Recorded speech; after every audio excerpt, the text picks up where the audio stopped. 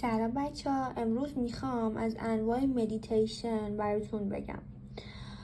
ما یه نوع مراقبه ذهنی داریم که نوشتم براتون.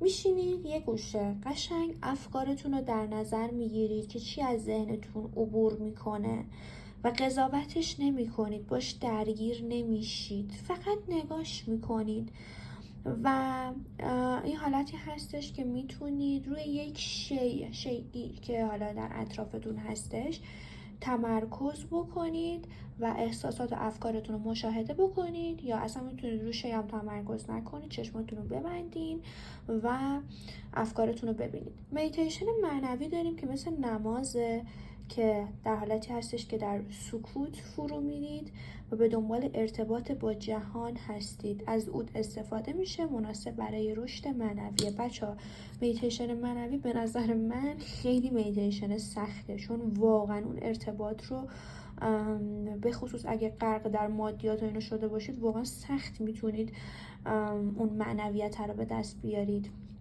مدیتیشن تمرکز داریم که مدیتیشن مورد علاقه من هستش و انواع مختلفی داره.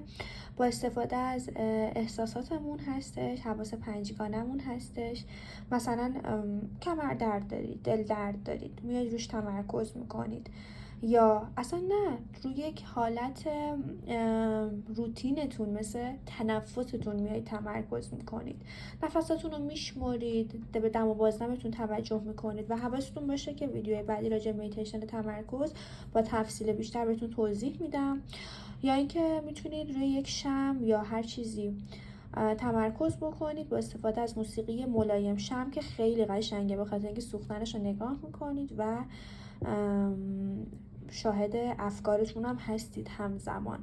و اگه ذهنتون در واقع سرگردان هستش، مهم اینه که اشکالی نداره، قضاوت نکنید، دوباره به اون تمرکز ادامه بدید و کم کم اگر این مدیتیشن رو انجام بدید باعث افزایش تمرکزتون میشه و خیلی کمک کننده است.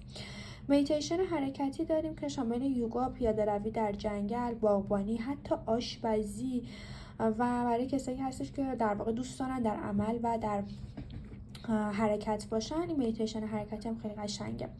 مراقبه و مانترا داریم که یک آوای تکراری، با استفاده از یک آوای تکراری استفاده میکنید واسه پاک کردن ذهنتون.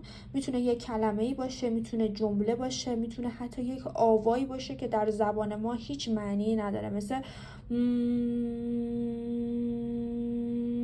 یا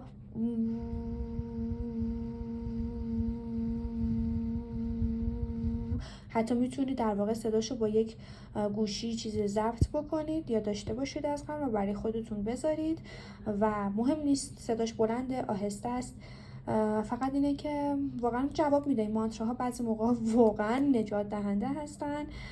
من زمانی که دیگه واقعا پریشون افکاری خیلی زیاد دارم، این مراقبه و مانترا واقعا بهم کمک میکنه. هرچی بیشتر گوش بدید بیشتر هماهنگ میشید با محیطتون و یک سطح عمیق‌تری از آگاهی رو تجربه میکنید.